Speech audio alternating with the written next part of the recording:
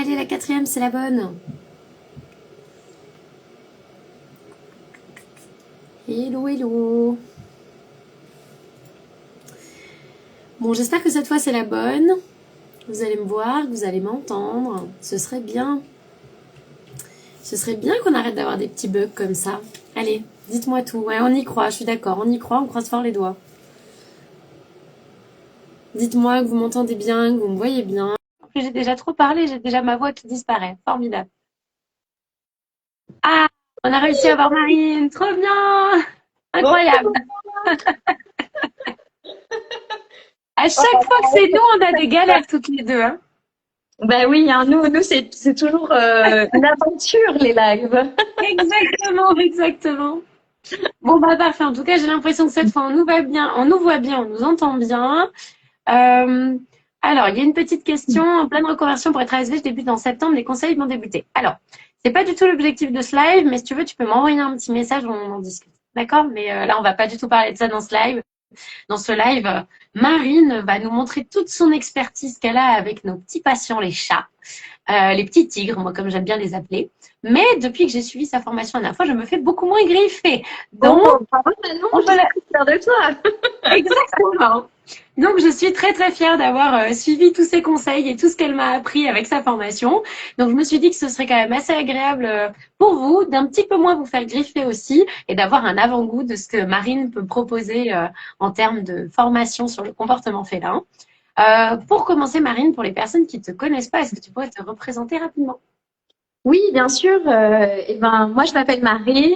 J'ai été assistante, j'étais auxiliaire spécialisée vétérinaire pendant 10 ans.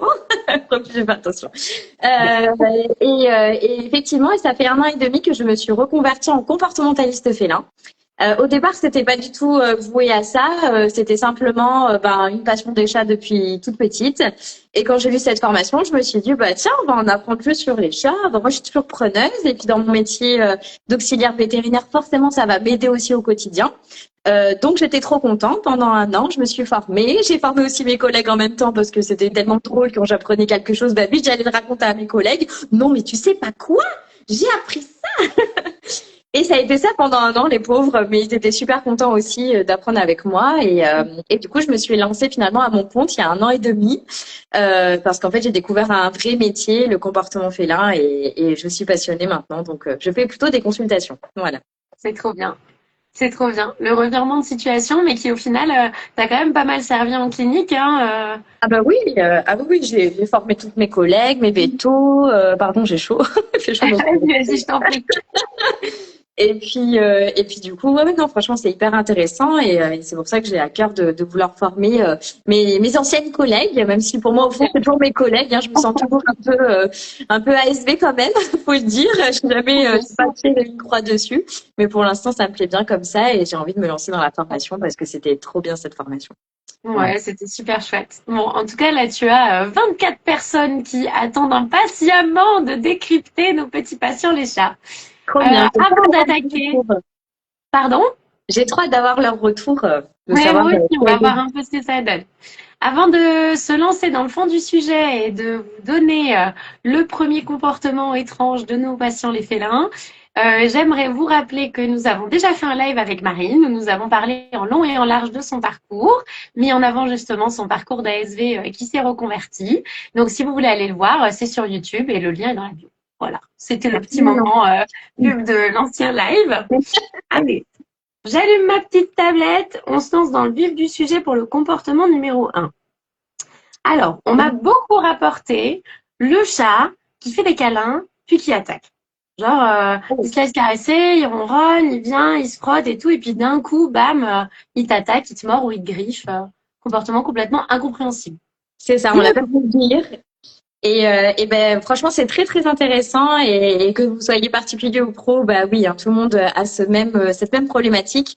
Ça s'appelle le chat caressé mordeur. En fait, on lui a carrément donné un nom au comportement, le caressé mordeur, parce que oui, effectivement, c'est un chat qui au départ présentait vraiment des signes que nous humains nous interprétons comme des signes d'avoir envie d'un câlin, d'un geste d'affection. Et en fait, on se rend compte que le chat se retourne, qu'il n'a pas du tout envie. vie. Et on se dit, tiens, oh, tu voulais un câlin et tu m'as griffé, tu m'as mordu, mais t'es pas sympa, quoi. Et après, c'est le serpent qui se mord la queue parce que le chat va retenir que ça. Donc, en fait, ce qui se passe, c'est que c'est un petit chat qui a montré tous les signaux précurseurs, qu'il n'avait pas du tout envie d'un câlin à ce moment-là. Mais le souci, c'est qu'on l'a pas vu, nous, humains. Parce que, oui, on n'a pas tous les codes du chat et c'est pour ça que la formation est très importante parce que c'est important de comprendre les codes du chat, même les plus petits codes. Alors, c'est quoi? Alors, on les connaît tous, hein. En tant qu'ASV, on le sait, on voit une queue qui bat, bon, on se dit, bon, ok, des oreilles en arrière, des pupilles dilatées. Mais bien sûr, il y a d'autres signes qu'on interprète très mal. Par exemple, le ronronnement, mais je crois qu'on y viendra après. Oui. On a aussi le léchage. Alors, quand on caresse un chat et que le chat nous lèche la main, on dit « Ah, il nous fait un bisou ». Non, pas vraiment. En fait, il te dit plutôt stop. En fait, le chat, c'est pas du tout un bisou. Dans la nature, il ne faut pas des bisous. Et nous, on a envie d'interpréter ça comme ça, alors que pas du tout. Et au contraire, c'est plutôt des signes de stop. Et ça, vous voyez, c'est des signes qu'on interprète mal parce que nous, on continuerait la caresse. On se dirait, tiens. Et à un moment donné, en fait, le chat, quand il a montré tous les signaux et qu'ils sont pas compris, en fait, il va plus fort. Et dans ce cas-là, il se dit, je vais utiliser la morsure, la griffure, parce que là, j'en ai vraiment marre. Je suis arrivée vraiment à ma tolérance que je peux plus supporter. Et là, hop, je me retourne et je chope l'humain. Et le souci, c'est que si le chat comprend que c'est toujours comme ça qu'il faut communiquer, en fait, il passera plus par tous les petits signaux sympathiques d'avant. Non, il ira directement à la morsure ou à la griffure parce qu'il se dit, en fait, l'humain, il comprend que comme ça, en fait. Et comme moi, j'ai pas envie, en fait, je vais directement au but. Et après, ça fait déjà caresser mordeur.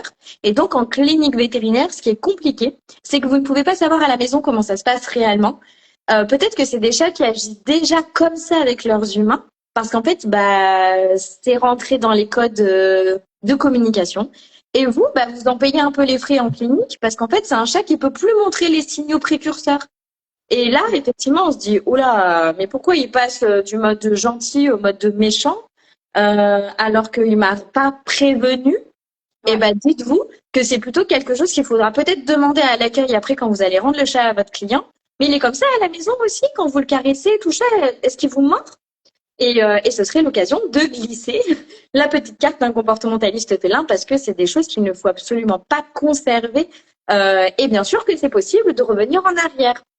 Alors, c'est des solutions qui sont pas simples, mais bien sûr que en consultation, pour ce genre de cas, on peut bien sûr faire en sorte que le chat nous remontre les signes précurseurs et qu'ils comprennent qu'on a compris pour ne pas aller à la griffure ou à la morsure. Mais vous, en clinique, forcément, vous êtes plutôt le dommage collatéral, malheureusement, parce que c'est déjà comme ça à la maison. Ça, vous pouvez pas le changer. Par contre, essayez au maximum de comprendre tous les signaux. Et ça, je vous en parle vraiment en formation. Je vous donne tous les signaux qui vont plus loin que les pupilles dilatées, les oreilles en arrière et la queue qui bat. Voilà, on va un petit peu plus loin pour comprendre tous ces signaux-là.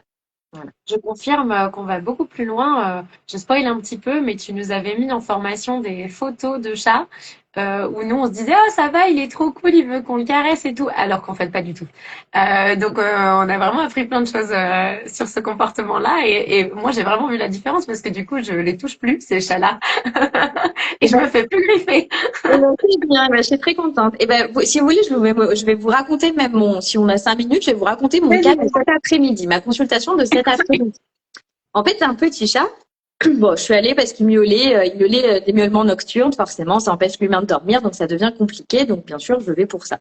Puis au fil de la discussion, en fait, forcément, à un moment donné, on parle relationnel, hein, ça fait partie de toute problématique, et donc, et là, le chat, en fait, il vient sur la table entre nous, et elle commence, la dame, à le caresser, mais du coup, en imposant, en fait, la caresse. Vraiment, elle met la main sur le chat, et en fait, à un moment donné, comme elle discutait avec moi, et du coup, le chat, il fait quoi? Et il se retourne et il englobe son bras entre ses pattes en mode vraiment, là, arrête, je vais pas aller plus loin, mais je te montre quand même que c'est un signal fort, il faut arrêter parce que t'as pas vu tous les signes précurseurs. Donc moi, je regarde dans ma tête, je me dis, je vais lui en parler quand on parlera du relationnel. Et du coup, elle comprend, je lui explique vraiment qu'il faut proposer et non jamais imposer au chat.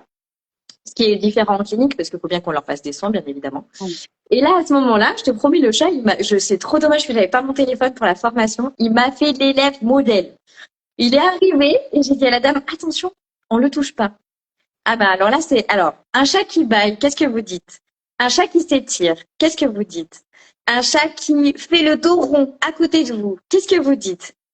Eh ben, c'est très intéressant. Et c'est pas des signes de bien-être. J'en dirai pas plus. Très bien, ça c'est un gros spoil, effectivement.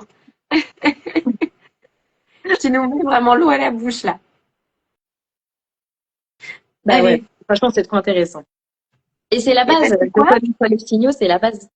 Oui, mais oui, bien sûr, mais c'est vrai que nous, du coup, en clinique, soit il y a des moments où on peut pas les respecter, soit effectivement, on récupère toutes les mauvaises habitudes des propriétaires. Et c'est vrai que ça peut être très intéressant d'avoir après une conversation avec eux à l'accueil pour justement leur faire des recommandations sur comment ça se passe à la maison. C'est Mm, ça. Quoi qu'il arrive, que ça serve soit dans le soin en clinique ou que ça serve pour les conseils à l'accueil, ça sert forcément à un moment donné. Ouais, ça c'est sûr. tout à fait. Alors, le deuxième comportement qu'on m'a le plus rapporté, c'est un peu genre l'imprévisibilité totale, quoi. Genre, le chat, il est super gentil, tu lui fais tous les soins que tu veux, tu vois, il te pose aucun problème, il te tend la patte pour le cathéter et tout. Puis après, tu le mets dans sa cage, tu reviens le voir 2 secondes après, et en fait, il te saute à la tête, il t'attaque, ça devient une bête sauvage. Dis-nous Alors ça, tout. ouais. Alors ça, c'est un chat en fait qui a un seuil de tolérance bas. En fait, le chat, vous savez, ça commence dès le sevrage. Hein. On a le fameux sevrage alimentaire et on a le sevrage comportemental qu'on oublie que la loi veut qu'on adopte les chats à 8 semaines, donc à 2 mois. Donc, ils ont le sevrage alimentaire, ça c'est vrai. Par contre, ils n'ont pas du tout le sevrage comportemental puisque c'est à jusqu'à 3 voire 4 mois. Le sevrage comportemental, c'est quoi? Eh bien, effectivement, c'est l'inhibition de la morsure-griffure. C'est en fait être bien dans ses pattes de chat. Pourquoi? Parce que du coup, j'ai maman et jusqu'à 2 mois, je reste avec maman. Et à partir de 3 mois, en fait, je commence à me sécuriser. Je vais voir un peu plus loin et puis je reviens parce que quand même ma zone c'est maman. Mais j'avance un petit peu plus, je vais observer puis je reviens me sécuriser auprès de maman. Et ça, c'est des chats souvent malheureusement qui n'ont pas eu cette sécurisation et donc qui ont des jauges émotionnelles très basses en fait. C'est-à-dire que effectivement, je vais tolérer des petites choses à un moment donné et puis je sais pas pourquoi à un moment donné ça va péter parce que le seuil de tolérance boum il monte au plafond. En fait, là, je tolère du coup plus du tout, du tout, du tout. Et donc, c'est les signes de stress qui vont apparaître. Et là, généralement, c'est même la peur. C'est la peur qui arrive. C'est même plus fort que le stress. Et donc, le chat, oui, il veut vous bouffer la gueule. Là, je vous conseille de pas y aller. Hein. On va le laisser redescendre, hein. Sauf si c'est vraiment très important. Mais on va le laisser redescendre. On va l'apaiser, trouver des solutions pour l'apaiser ensuite. Mais effectivement, il faut faire très attention. Et un chat calme, c'est un faux calme. Et justement, ça fait partie des signaux de peur. Et beaucoup de personnes disent, ah, le chat, il est immobilisé. Du coup, c'est trop bien, je peux lui faire tout ce que je veux. Non, non, non. On reste sur ses gardes, même pour le chat le plus gentil de la planète, parce qu'il y a vraiment le chat pâteau, le chat gentil. Oui, ça, on va comprendre que c'est OK. Par contre, il y a le chat qui est immobile, mais il a tous les signaux de stress. Et là, soit il reste vraiment immobile et on se dit, bon, il est gentil, il nous a tout laissé faire, c'est parfait. Mais c'est le genre de chat, en fait, ouais, vous le prenez, vous le mettez en hospice. Mais alors là, c'est après, il est intouchable. Parce que, en fait, c'est juste qu'il était apeuré comme jamais, qu'en fait, il vous a pas montré d'autres signes. Mais alors là, en fait, à partir du moment où il a la liberté de pouvoir vous montrer qu'en fait, la peur est tellement présente et que les signaux de peur sont là, en fait, il va vous montrer que ce qu'il vivait avant, c'est pas totalement la réalité. Et donc, Ouais. oui, c'est des chats qui pètent des scans en hospice. Alors déjà, il y a l'enfermement, malheureusement, dans la cage aussi, qui peut faire péter un câble au chat parce que l'enfermement, c'est très difficile pour lui. Il y a des chats qui le supportent d'ailleurs pas du tout.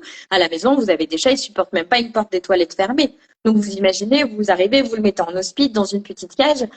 C'est sûr que oui, on ne sait pas encore une fois comment il se comporte à la maison et ça va être compliqué pour lui. Donc heureusement, on peut apaiser sans aucun problème, mais c'est surtout qu'il faut faire attention à la peur, ce sont des signaux qui sont souvent mal perçus. Ouais.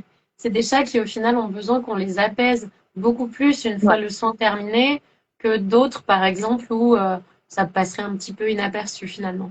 c'est ça. Voilà. Mm. Très bien. En tout cas, j'espère que ça vous éclaire jusqu'à maintenant, parce que c'est très intéressant. Allez, si ça te va, on passe au troisième comportement qu'on m'a le plus rapporté. Alors, c'est le chat qui est adorable à la maison, qui est adorable avec ses propriétaires, mais une fois qu'il arrive à la clinique, c'est un fou furieux. Ouais. Alors ça vient souvent des propriétaires. Ils ont Ah, une grande part de responsabilité quand ils arrivent à la clinique. Parce que pourquoi? Le parcours de soins, en fait, il commence dès la maison, dès la caisse de transport, dès la mise en caisse de transport, en fonction de comment va se passer le trajet, en fonction de tout ce qui se passe avant vous à la clinique, eh ben, c'est décisif en fait pour le soin. Et c'est pour ça que c'est très important de responsabiliser vos clients. Alors déjà, à la désensibilisation à la caisse de transport, habituation à la caisse de transport, ça c'est très important et dans la formation, je vous établis le protocole à donner à vos clients parce que c'est très important. Ça commence dès maintenant. Si le chat il est en full stress parce qu'en fait il a jamais vu une caisse de sa vie, que les propriétaires ils sont en mode ouh là là, faut mettre le chat dans la caisse, comment je vais faire, je l'ai jamais fait, donc il fait quoi? Ben le propriétaire il donne son stress au chat, hein, parce que les chats sont des éponges à émotions. Donc effectivement, ben on monte le stress d'un cran. Ensuite, il y a tout le trajet en voiture. Alors, si vous avez le client qui supporte pas son chat qui miaule, qui fait que l'engueuler tout le trajet, qui lui dit « Allez, Tigrou, c'est bon, arrête de miauler, c'est bon !» Mais du coup, le chat, il fait quoi? Si on lui parle, il fait quoi? Ben, il veut répondre. Encore plus. Donc, il va miauler encore plus dans la voiture. Donc ça, des personnes n'ont pas encore compris qu'il fallait pas du tout parler en voiture. Comme ça, on n'incite pas au miaulement et on n'incite pas au stress. Donc ça, effectivement, il y a un gros point transport aussi dans la formation parce que c'est des choses qu'il faut éduquer un petit peu aussi les clients. Par exemple, voilà, même normalement, il faut couvrir la caisse du chat pour le mettre dans le noir, ça le sécurise. Bah voilà, si la personne a juste pris le chat, il n'y a même pas une serviette dans la caisse de transport au cas où Bichette il se fait dessus. Du coup, il arrive en clinique, il est plein de pipi et vous devez gérer ça derrière. Bah c'est sûr qu'en fait, forcément, ça devient compliqué en consultation directe. Il suffit qu'en salle d'attente, il ait jamais entendu de chien de sa vie. Et puis du coup, il n'y a pas de salle d'attente séparée parce que c'est pas partout. La personne, elle met la caisse par terre, le chien, il va sentir la caisse avec le chat dedans. Ah non, mais alors là, c'est sûr que le veto, il peut plus toucher le chat derrière. Donc c'est très important vraiment de responsabiliser les propriétaires de chats et de leur dire que c'est grâce un peu à eux, si on diminue le stress sur déjà toute la première partie, c'est sûr que les ASV et les vétos peuvent mieux gérer le chat derrière. Parce que quoi qu'il arrive, le transport, ça va stresser le chat, c'est obligatoire. Changer d'environnement, c'est obligatoire aussi. Arriver dans l'inconnu, c'est complètement normal. Mais c'est sûr que des fois, il y a des personnes qui font les choses mal et qui accentuent les choses sans le vouloir, bien évidemment, mais c'est juste qu'ils sont pas au courant. Ils ont l'impression de faire bien parce qu'on fait toujours avec l'amour pour nos animaux, ça c'est sûr. Mais malheureusement, il faut les éduquer autrement. Et du coup, grande question, est-ce que ce type de comportement-là, en fait, ça se soigne? Une fois que l'animal c'est devenu une bête sauvage après plusieurs visites chez le véto, est-ce que quelque chose est faisable quand même après pour améliorer la relation? Pour moi, il n'y a rien qui est infaisable. Ah ouais, pour moi, je me lance des challenges depuis 1 an et demi. Je vous promets qu'il n'y a rien qui est infaisable. Après, bien sûr, ça peut prendre du temps. Je dis pas que ça peut pas prendre 3 mois, 6 mois, 1 an, hein, bien sûr. Mais les chats nous surprennent toujours. C'est bien, super. Ça, c'est bien parce que ça montre au final tout ce que tu nous dis là, que le comportement de départ, il est vraiment avec le propriétaire et que c'est vraiment le fait de sensibiliser le propriétaire au comportement de son chat qui modifie absolument tout le soin que nous, on peut avoir en clinique derrière. Ah oui, clairement. Alors, passons au point suivant. Alors, ça, c'est surtout souvent les chats qu'on voit en hospice. C'est le chat qui grogne et puis il ronronne, et puis en fait il grogne et puis il ronronne, tout ça dans les mêmes minutes alors que tu es à côté de la cage, tu comprends pas trop ce qui se passe. J'ai beaucoup d'abonnés qui m'ont envoyé en se questionnant sur le fait que est-ce que ça pourrait être simplement un signal de douleur ou est-ce que c'est vraiment un signal d'inconfort, de stress? Dis-nous un petit peu à quoi ça ressemble. Effectivement, c'est pas très positif parce que c'est lié au grognement. En fait, quand on a un ronronnement de bien-être, c'est vraiment un ronronnement où le chat est détendu, c'est vraiment dans le plus beau confort qui puisse exister, le plus détendu possible. Mais quand on a un ronronnement qui est associé à une émotion négative, comme le grognement, le feulement, et pourtant vous vous dites mais je comprends pas, il ronronne, alors est-ce qu'il est bien? Non, en fait il est pas bien parce que ça commence des chatons. Beaucoup de chatons, en fait, ont une maman qui ronronne. Et donc, quand ils sont bien là au chaud contre leur maman, que c'est les premières heures de vie, les premiers jours encore sans ouvrir les yeux, en fait, ils entendent leur maman ronronner. Alors, il y a des mamans après qui ronronnent pas, et c'est pour ça aussi qu'il y a des chats plus tard qui ne ronronnent pas. Ça vient tout depuis la base. Si maman ronronne, le chat aura plus de chances de ronronner plus tard. Sauf que du coup, la maman, elle ronronne pour apaiser ses chatons. Et donc, le chat qui est en état de stress, en inconfort ou effectivement même en douleur, va ronronner pour s'apaiser comme faisait la maman. Il va associer vraiment ça. C'est une sorte de comportement de résurgence infantile, hein, comme le patonnage, le pétrissage, le tétouillage. Ça, c'est les mêmes choses. Et c'est pour ça que le ronronnement doit être vraiment vu dans sa globalité. Et là, quand il y a grognement, ronronnement, dites-vous, bah en fait, le chat il est vraiment pas bien. Il faut que je trouve des solutions pour l'apaiser. Il faut que je comprenne qu'il veut pas forcément que je vienne l'embêter. C'est pas un signe d'appel d'un futur câlin ou quoi que ce soit. Non, pas du tout. Mettez-lui des peluches, mettez-lui des choses un petit peu dans la cage pour qu'il puisse patonner justement, se rassurer sur des plaids moelleux, des peluches, voilà, des choses comme ça. Et surtout, bah, il faut continuer les traitements et puis vraiment essayer de gérer la douleur au maximum parce que, par exemple, des chats qui ont des fractures, en fait, ronronnent et il y a même des scientifiques qui ont découvert que le ronronnement des chats soignait des fractures. Et il y a des chats qui, pas, ils se soignent eux-mêmes, hein, on n'en est pas jusque-là, mais par contre, ils ont des fréquences qui font que ça les apaise tellement et ça évite les pics de douleur. Et c'est pour ça qu'on dit qu'un chat ne montre pas sa douleur. C'est pas qu'il la montre pas, c'est qu'il a une gestion de la douleur qui est différente de nous. Et c'est sûr que oui, un chat, c'est plus compliqué de vous dire, bah, il souffre pas, parce que ils arrivent à se gérer. Mais un chat qui ronronne, qui a une fracture, qui a vraiment quelque chose d'un peu grave, qui n'est pas bien, bah, c'est qu'il essaye de s'apaiser tout simplement et faut pas plus aller au contact, faut trouver d'autres solutions pour l'apaiser dans les soins. J'en ai eu une comme ça à ma dernière garde, justement. Bah, elle avait été heurtée par une voiture, elle avait un déplacement du bassin. Et en fait, elle était sous antidouleur, elle avait tout ce qu'il fallait pendant l'hospitalisation. Et son comportement, c'était exactement ça. C'était je ronronne, je viens frotter ma tête contre toi, je veux des câlins, mais dès que je bouge, je grogne parce que ça me fait mal. Mais en même temps, je viens frotter ma tête, je ronronne. Tu vois, elle avait vraiment un peu ce comportement l'un l'autre, mais on a vite compris que le grognement n'était pas contre nous, c'était plus contre son corps parce que tu voyais que ça la gênait en fait. Ouais, bah ouais, c'est clair. Mais Oui, et avec c'est nous, pour elle ça était trop mignonne. bah oui, mais c'est pour ça qu'en soins, bah, il faut un peu faire attention toujours parce que s'il suffit d'une douleur un peu qui pique d'un coup et vous avez votre visage devant, bah en fait le chat il va pas comprendre, il va vouloir juste jeter cette douleur et en fait il va la jeter sur vous. Donc même le chat voilà qui semble sympa comme ça, faut toujours être sur ses gardes parce que il peut vriller comme ça en un claquement de doigts juste parce qu'en fait il va ressentir un pic de douleur phénoménal. Et c'est pas contre l'humain, c'est juste à ce moment-là, vous serez là et c'est vous qui allez prendre, en fait. Ouais. Donc, faut faire gaffe. Ouais, c'est le petit défouloir hein, de pas après de pas non plus forcément comprendre d'où sort la douleur d'un coup. Genre l'humain me caresse et d'un coup j'ai mal, donc c'est à cause de l'humain.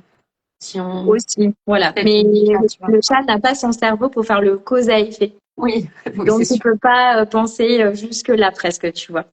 Mais, Ok. mais en tout cas, l'humain est là, donc c'est l'humain qui va prendre s'il n'y a pas un griffoir, tu vois, pour choper un truc, s'il n'y a pas... Non, généralement, en hospice, il y a le strict minimum, ce qui est logique, et du coup, bah, Ouais, c'est plutôt l'humain, tu vois. trop bien. Voilà. Alors, on passe au cinquième comportement qu'on comprend pas trop du coup, qui est Oui. notre avant-dernier comportement bizarre. Le cinquième, c'est le chat qui cherche à fuir, qui tient pas en place, qui est hyper agité, que à peine t'essayes de le manipuler, il fait tout pour partir dans tous les sens et aller se cacher sous un meuble. Un petit chou, bon, ça c'est vraiment un... Alors, c'est vrai, il y a même des chats et t'essayes de les mettre dans des couvertures, des plaids, mais tu sais pas comment ils font, ils arrivent à faire l'anguille là, alors que tu serres, tu utilises tout ce que tu peux, et il arrive encore à se faufiler là derrière, tu te dis mais comment c'est possible? En fait, il est à l'huile ou quoi, le chat? Et bah ça, c'est des chats qui sont du coup très intelligents. En fait, ça montre quand même une certaine forme d'intelligence. Et surtout, il veut vraiment pas, hein, là c'est sûr. Mais par contre, ce sera pas normalement, parce qu'il suffit l'exception à la règle, mais il suffit, et c'est pas des chats méchants. C'est au contraire la fuite, il préférera la fuite que l'agressivité en fait. Et celui-là, bah au contraire, vous pouvez vraiment y aller. Alors par contre, le jour où il est vraiment contentionné et qu'il peut plus bouger, alors peut-être qu'il utilisera l'agressivité parce que il préfère, enfin à ce moment-là, il n'y aura plus le choix. Mais par contre, vraiment, l'anguille, c'est le chat qui est bah en fait un peu paniqué, hein, faut le dire, c'est la panique qui prend. Alors la panique c'est encore différent de la peur, hein, c'est vraiment genre je suis paniquée, mince qu'est-ce qu'on va me faire, mais c'est pas méchant, il y a rien de méchant, c'est juste je veux pas qu'on me touche, je veux pas qu'on me tripote, Et c'est un petit chat qu'on peut apaiser. Du coup, voilà, on peut utiliser un pet school par exemple dans la serviette. On peut lui donner un crimi pour qu'il se calme un petit peu. Et essayer vraiment. Et même des fois, c'est des chats qui n'aiment pas justement cette contention parce que dès qu'on essaye en fait la contention, ils font tout pour en sortir. Et c'est même des chats et c'est assez drôle à voir. Et franchement, testez-le. Mais utilisez un crimi et faites ce que vous avez à faire. Et le chat, il va même pas bouger parce qu'il sera concentré sur le truc super trop chouette, la croquette, le crimi, la friandise, tout ce que vous voulez. Et il s'en fiche de ce que vous faites parce qu'en fait, il veut juste pas être contentionné. C'est un chat qui il veut pas être enfermé. Ce sentiment, ça le panique. Donc franchement, essayez de relâcher un peu, de tester des choses positives, de mettre du pet school, mettre un truc à côté quand même. Et vous allez voir qu'en fait, sans contention, ça marche. Et ça arrive pas pour tous les chats, mais en vrai, moi, ça m'est déjà arrivé plein de fois. Ou alors ce genre de chat, vous prenez votre coude et en fait, vous le laissez se cacher dans votre coude. Et il y a beaucoup de chats, en fait, le fait d'être dans le noir, d'être cachés, ils ont l'impression qu'en fait, on peut plus rien leur faire. Alors que, si, hein, mais ils le savent pas. Et du coup, en fait, ça les rassure. Donc, avant de partir à la contention toujours très forte parce qu'on a peur du chat. Donc, venez en formation. Vous aurez plus peur du chat. Mais allez-y, on commence toujours par la contention douce, sympathique. Voilà, on propose notre coude, on propose une cachette, et puis vraiment, si la peur arrive, si le stress arrive, on a des accessoires et des choses pour faire différemment, pour pas prendre de risques niveau sécurité, bien évidemment. Mais il y a beaucoup de chats, franchement, moi, j'offre mon coude à tout le monde, et il y a très peu qui s'en contentent pas, hein, vraiment. Écoute, justement, j'allais te dire, j'ai eu un exemple dernièrement de chat comme ça, qui, lui, pour autant, devenait même agressif à la contention. Il supportait pas du tout qu'on le tienne. Ouais. Il était resté hospitalisé longtemps parce qu'il était du coup, il faisait plus pipi, ce petit, il était en sucre, donc il a fallu qu'on le garde hospitalisé un moment. Et forcément, il y a un moment donné, il a fallu changer son cathéter. Ouais. Sauf que la première fois, ça avait déjà été très compliqué. Les collègues avaient dû le mettre dans le sac à chat, le maintenir très fort. Ça avait été très, très compliqué à gérer. Donc, ce deuxième cathéter, on l'appréhendait quand même assez beaucoup. Sauf que ce petit chat, sa particularité, c'est que c'était un crève-la-faim et qui voulait genre que manger, manger, manger. Et donc, on s'est dit, allez, on essaye quelque chose. On a pris un tapis de léchage, un grand tapis de léchage. Ouais, Et super. on a étalé de la pâtée dessus. On lui a mis une collerette, une petite collerette pour se sécuriser de nous. Et on Bien lui sûr. a, tu sais, on a collé c'est des tapis de léchage avec des petites Ouais. ventouse. On lui a collé sur la collerette et ça lui tombait devant lui. Écoute, on n'a même pas eu besoin de le tenir pour poser le cathéter. Il n'a même pas bougé. C'est un moment, j'aurais adoré filmer ça. J'ai Ah pas ouais, filmé. c'est trop Mais dommage que ça t'aies pas aurait été filmé. magnifique à filmer Ah parce qu'il était ouais. là en train de lécher son petit tapis. Et c'était absolument génial. Donc, tes Ouais. conseils m'ont bien servi parce que sinon, je pense qu'avec ce chat, ça aurait été beaucoup plus compliqué. Et surtout, tu vois, tu fais bien de le souligner, à partir du moment où on est sur une contention forte, le chat, il va retenir que ça et il va vous associer un peu négativement quand même à tous les soins. Et donc, c'est pour ça que dès qu'on peut aller vers le positif, faut pas hésiter à d'abord proposer vraiment quelque chose de super chouette et ensuite, vraiment, si on n'a pas le choix, aller vers la contention plus forte. Mais souvent, on le fait parce qu'on a peur, parce qu'on n'est pas rassuré et parce qu'on connaît pas les réactions du chat et c'est humain, c'est normal. Mais vous voyez, il y a des belles histoires comme ça et c'est trop chouette. J'adore. Après, là, en plus, la chance qu'on a eue, c'est que je crois qu'il était 2 heures ou 3 heures du matin. Donc, c'est vrai que là, la clinique est un peu plus calme. Donc, tu vois, il y a moins de bruit, il y a moins Ouais. de stress pour le chat. Nous, on avait le temps, on était 100% avec lui. On s'est dit, allez, on prend plus le temps que les collègues de la journée. Le Bah oui, premier coup, bien sûr. qui était un peu dans l'urgence, dans le stress. Donc, ça joue beaucoup aussi le temps Ouais. qu'on peut leur Ouais. donner. Attends, Mais même sur les petits, si on revient là sur les petits fuyeurs qui n'attaquent pas, du coup, j'ai testé quand même pas mal de fois ta technique du petit stick creamy là, et je confirme que ça marche très bien sans contention. Ces chats, on les voit énormément aux urgences pour des abcès au niveau des fesses, Ah, forcément. les pauvres, ils se font choper à chaque fois. Je Voilà, c'est comprends des pas. fuyards, donc ils se font choper les fesses. Et on en a eu plusieurs où juste avec le stick, roulé en boule sur la table, tu sais, avec le stick, la Ouais. propriétaire qui gratouille un petit peu, on arrivait à tondre, à vidanger l'abcès, enfin vraiment trop trop mignon. Donc je confirme totalement que sur certains chats, moi qui en avais très très peur, maintenant il y a des chats où je fais même plus de contention parce qu'en fait ils se laissent tellement faire avec le petit stick et les petites techniques que Marine nous a donné en formation que franchement ça a vraiment changé Non, toute la donne. ouais, moi, je suis trop contente. Ouais, c'est Ouais. trop.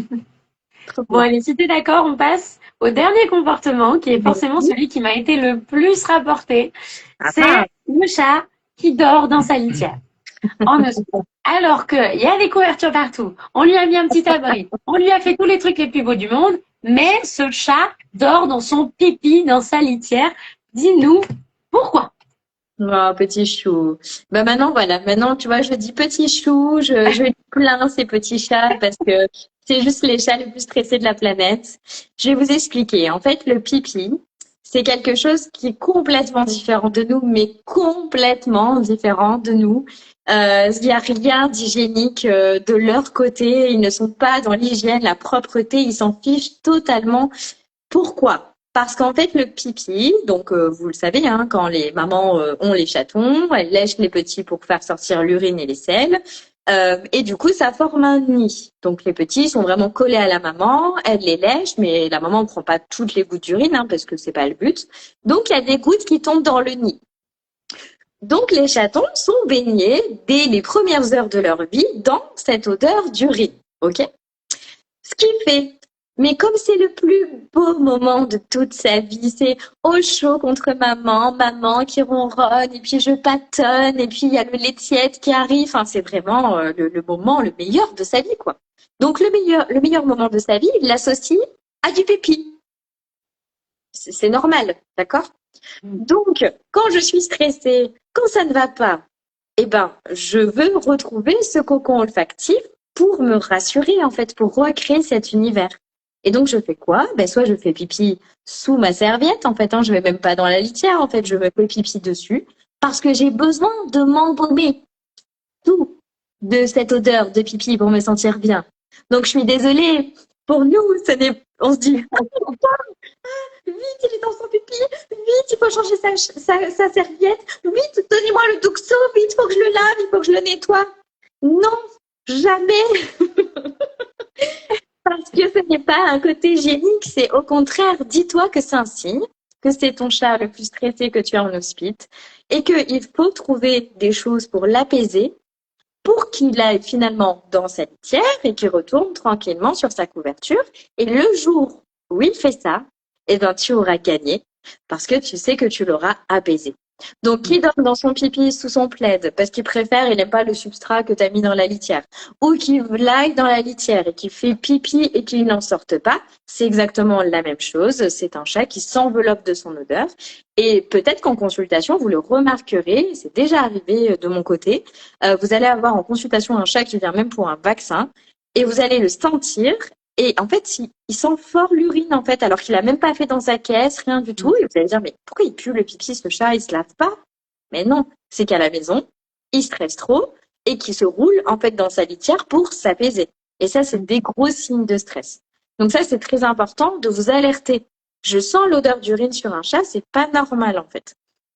Que ce soit en consultation ou que ce soit en hospice. Donc, s'il vous plaît, quand le petit chat, il est dans sa litière, ben, je sais, on a envie de l'enlever, mais non, n'enlevez pas le chat parce que de toute façon, vous allez remettre une litière propre et il va y retourner 3 secondes après parce que c'est un besoin, c'est plus fort que lui et on ne peut pas empêcher un chat de faire quelque chose. Plus vous empêcherez le chat, plus vous stresserez le chat. Et c'est le fameux cercle vicieux.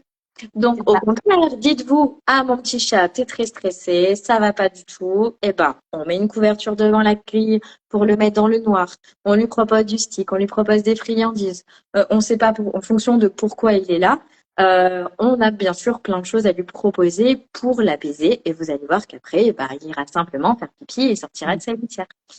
Donc voilà. Donc l'urine, c'est vraiment complètement faux de dire mon chat est pas propre ou mon chat est propre. Ça, c'est de l'anthropomorphisme, c'est pas vrai du tout. Et c'est pour ça qu'il y a un gros focus en formation sur tout ça parce que c'est des choses qu'on ne sait même pas du tout. Même moi, je le savais pas avant la formation, sincèrement. Moi aussi, hein, plein de fois, j'ai enlevé le chat de la litière. Moi aussi, plein de fois, j'ai lavé le chat. Moi aussi, plein de fois, j'ai fait tout ça. Alors après, bien sûr, s'il reste quelque temps en hospice et on n'a pas envie qu'il y ait des escarres, on n'a pas envie qu'il y ait des mouches qui viennent. Enfin voilà, bien évidemment, on peut essayer d'enlever au maximum, mais on sait qu'il va pas aimer, qu'il va se lécher derrière, que c'est pas agréable pour lui. Mais voilà, c'est pour ça il faut toujours peser le bénéfice-risque, mais le laisser un petit peu avec ses odeurs, c'est important. Ouais. Donc on ne le sort pas de sa litière s'il est dedans.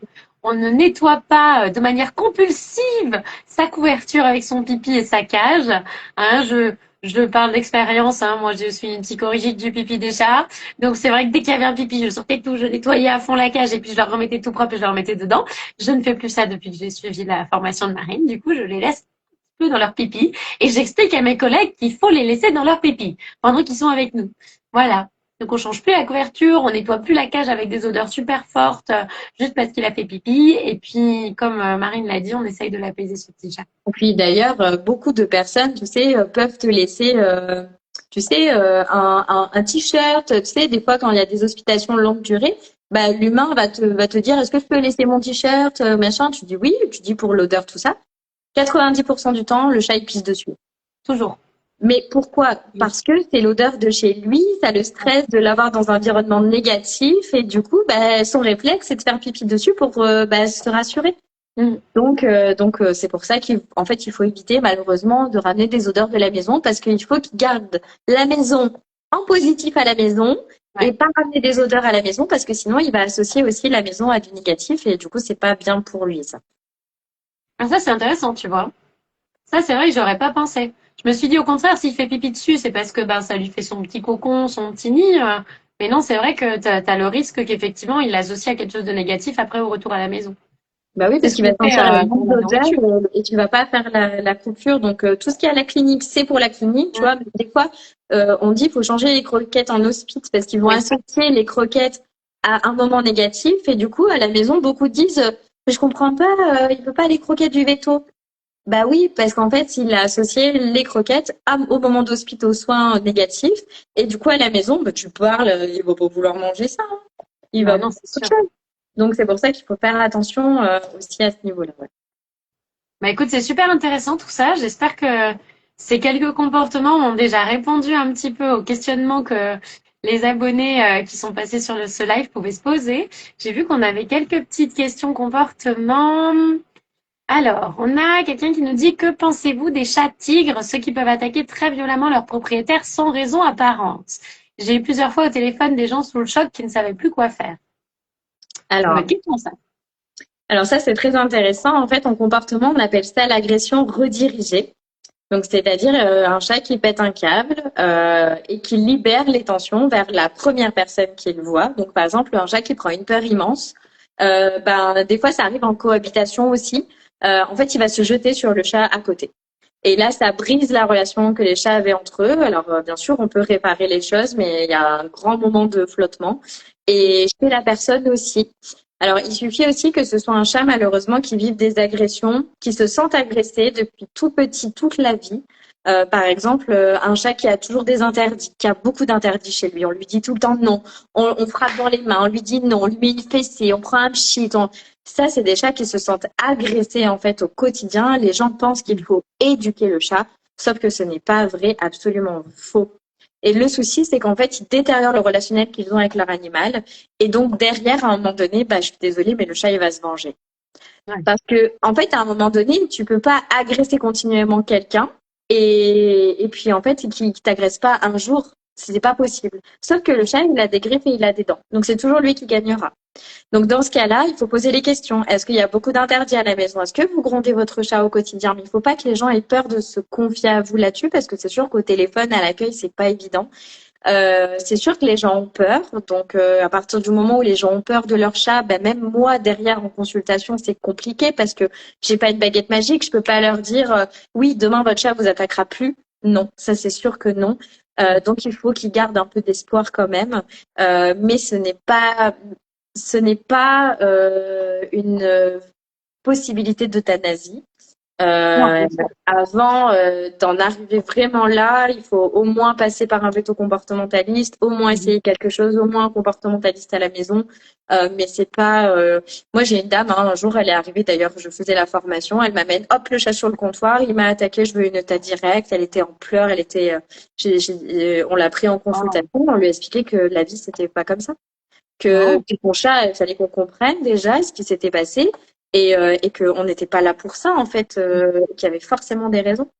Et Bien heureusement, sûr. on l'a pas fait. Et après, ça s'est pas passé. Mais il y a des gens qui sont très radicaux comme ça. Et ça veut dire que ça allait trop loin et Ouais. les petits signaux qu'ils ont vus avant, en fait, ils s'en sont pas occupés. Et moi, je suis désolée maintenant, mais moi, je dis c'est tant pis pour eux. Oui, c'est sûr. Mais tu vois, c'est malheureusement beaucoup de propriétaires de chats au final ne connaissent pas les chats. Tu vois, Ouais. moi, j'ai eu un chat. Bon, maintenant, il vit plus avec nous depuis quelques années. Il vit sa meilleure vie chez ma belle-sœur. Mais c'est vrai que je comprenais rien à ses comportements. Tu vois, tu m'as expliqué tellement de choses. Je me suis dit, mais en fait, je faisais n'importe quoi avec mon chat. Tu m'étonnes qu'il commence à devenir fou. Et là, tu vois, on respecte beaucoup plus ses besoins. Il a plus d'espace. Il avait besoin d'avoir un copain chat. Maintenant qu'il a un copain chat, c'est le meilleur chat du monde. Il est trop heureux. Il n'a jamais été aussi bien de sa vie.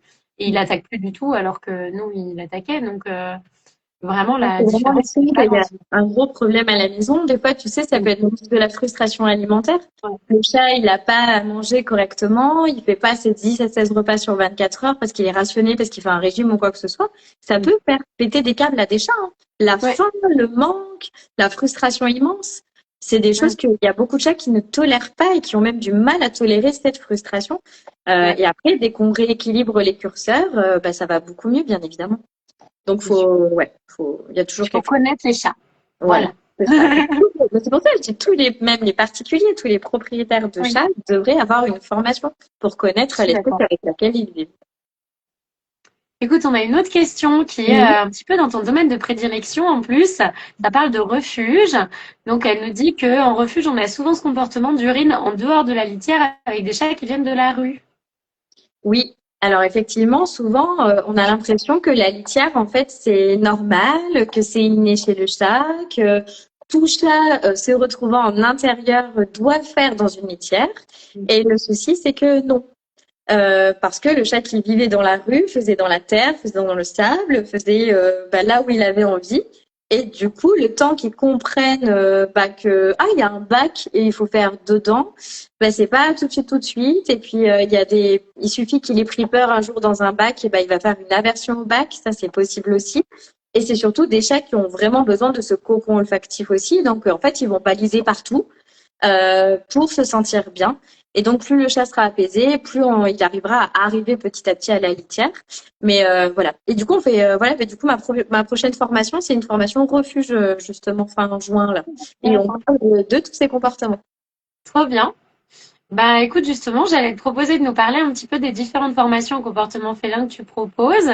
Il y a celle que j'ai suivie moi il y a quelques semaines, peut-être même quelques mois maintenant, sur Mhm. justement le comportement félin à destination des ASV, hein, pour mieux comprendre les félins en clinique vétérinaire et ne plus se faire griffer et mordre autant que ça m'est arrivé dans toute ma carrière. J'aurais dû faire ta formation il y a 10 ans, ça m'aurait évité bien des galères. Euh, mais en tout cas, il y a celle-là que tu vas nous expliquer que tu refais bientôt. Et puis, explique-nous un petit peu les autres formations que tu proposes, s'il y a certaines personnes qui nous regardent qui ne sont pas forcément ASV. Dis-nous tout. Effectivement, moi, je vais commencer dans l'ordre, comme ça, je n'oublie rien. Donc, la Vas-y. prochaine formation comportement félin, c'est la formation refuge et famille d'accueil. Donc, pour les bénévoles ou les salariés qui travaillent au quotidien avec les animaux dans les associations et qui veulent les sauver. C'est le 29, le 29 et le 30 juin. C'est une formation d'un jour et demi. Il y a encore des places. Donc, faut pas hésiter à s'inscrire. Colline, par exemple, n'hésite pas à venir me parler, comme ça, je te reverrai la plaquette, tout ça. Mais c'est une formation voilà, qui est très intéressante, c'est pour que les familles d'accueil puissent se sentir bien et les bénévoles en refuge aussi sur le comportement félin, tout simplement. Ensuite, effectivement, au mois de septembre, on renouvelle la deuxième édition spéciale ASV du comportement félin. C'est le 17 et 18 septembre. C'est en visio dans toute la France, donc vous pouvez vous inscrire de partout. C'est un jeudi, vendredi, c'est en semaine. C'est une formation, comme tu l'as dit, très intéressante et qui vous accompagnera au quotidien dans votre métier. Et surtout, c'est des choses que vous pourrez mettre en place dès le lundi suivant. Oui. Et c'est ça qui est très intéressant et vous allez pouvoir voir l'évolution en fait au fur et à mesure des mois qui passent parce que effectivement on est toujours un peu à se dire tiens je vais essayer tout ça et puis on verra les résultats, mais en tout cas pour l'instant maintenant tu m'en dis que du positif, donc je suis très contente. Et voilà. Après, le 3 octobre, je propose une formation. Donc là, on switch. Je propose une formation pour les comportementalistes félins ou effectivement les personnes qui travaillent, par exemple, pet sitter, qui travaillent avec des chats. pour leur faire découvrir le monde vétérinaire, parce que c'est aussi un monde. On ne sait pas Ah, comment aborder les cliniques vétérinaires, on ne sait pas comment aller se présenter, on ne sait pas comment ça fonctionne. Et donc, il y a plein de pathologies aussi qui sont en lien avec le comportement et c'est important de les connaître pour être encore plus expert dans son domaine. Et très ensuite, au mois de intéressant. novembre, le 21 novembre, il y a une formation qui s'adresse autant aux pros qu'aux particuliers. C'est une formation très globale sur vraiment l'éthologie féline.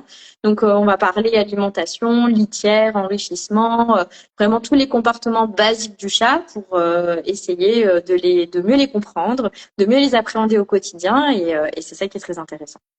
Voilà. Et ça, du coup, tu en parles aussi dans la formation à destination des ASV, il me semble. On Voilà, en en avait fait, pas dans mal toutes les parlé. formations, voilà, que ce soit formation refuge, formation ASV, du coup, il y a un pôle effectivement comportement félin. Dans la formation des comportementalistes félins, bah, c'est que véto et pathologie, donc plus médicale. Ouais. Et dans la formation éthologie, c'est vraiment comme une grosse consultation de comportement qu'on ferait tous ensemble à destination de tout le monde. Donc c'est plutôt du préventif, hein, c'est que du préventif, c'est pas du problématique. Et c'est super chouette de pouvoir tous se réunir et de partager nos expériences parce que les formations, c'est ça que j'aime, c'est l'interaction qu'on peut avoir ensemble, c'est le partage d'expériences. Et du coup, Manon, c'était super chouette la formation qu'on a fait ensemble parce que du coup, j'avais une ASV de jour et une ASV qui travaillait la nuit. Et du coup, Oui. c'est hyper complémentaire de pouvoir se dire, bah moi, je peux mettre ça en place et moi, je préfère ça et moi, ça, je peux pas, mais moi, ça, je peux. Et c'est vrai que c'est deux mondes différents, le monde de la nuit, le monde du jour. Oui. Et c'est vrai que du coup, c'était super chouette de vous avoir toutes les deux pour cette formation. Donc, C'était, le but non, c'était vraiment, très voilà. intéressant. Alors le prix des formations, bah, ça varie en fonction si c'est un jour et demi, 2 jours. Donc il faut aller voir directement sur le site de 100% EFC. C'est l'organisme de formation pour lequel je travaille. On va vous le mettre en commentaire. Et Oui. du coup, tout ce qui est date et inscription, il faut aller voir sur leur site. Mais aussi, moi, j'ai tout répertorié sur Marine Formatrice. Donc, sur mon compte Instagram, vous avez toutes les dates des prochaines formations. N'hésitez pas à m'écrire un petit message si vous voulez connaître le prix d'une formation ou comment s'inscrire, tout ça. Moi, je réponds avec grand plaisir en message. Donc, n'hésitez pas à m'écrire, il n'y a pas de souci. Oui, puis moi aussi, si vous n'arrivez pas forcément à contacter Marine ou pas, ou quoi, pardon, vous n'hésitez pas à m'envoyer un petit message. Je vous redirigerai en fonction de vos besoins vers 60% EFC, soit directement vers Marine. Mais en tout cas, les prix sont écrits noir sur blanc absolument partout. Il n'y a pas de frais cachés, il n'y a pas de trucs comme ça.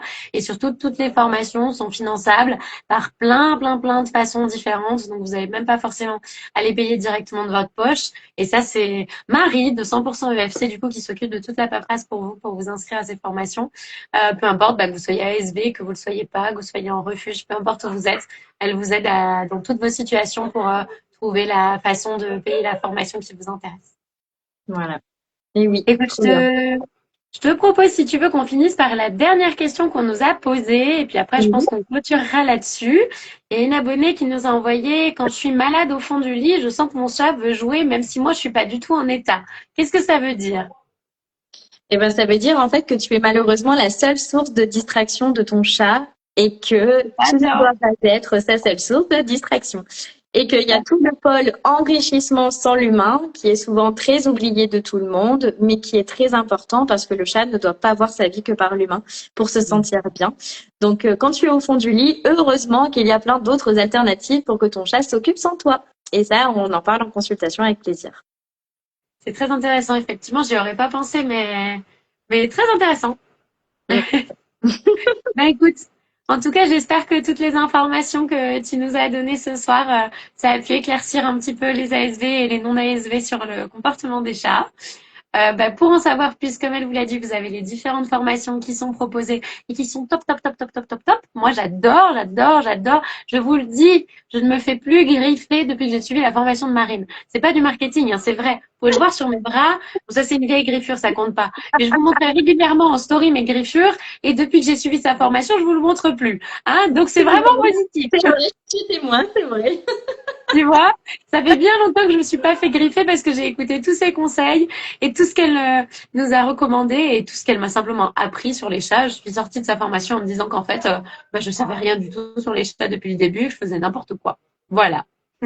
Non, mais en tout cas, merci Manon pour ce live. C'était vraiment très intéressant. Franchement, on refait ça quand vous voulez. Et j'espère vous retrouver très nombreux pour la formation du 17 et 18 septembre et pour les autres aussi, bien évidemment. Merci de votre écoute. On vous embrasse très fort. Passez une belle soirée. Merci pour tout Manon. Vraiment, Merci beaucoup. Merci à toi d'avoir répondu à toutes nos questions. Et puis, je vous mets toutes les informations, comme d'habitude, dans les stories qui vont suivre ce soir. Et puis, Marine vous mettra aussi quelques infos dans ses stories à elle. Pensez à aller vous abonner à elle. Voilà. Merci Manon. Merci pour tout. Allez, je vous souhaite Allez, une bonne soirée. Ciao.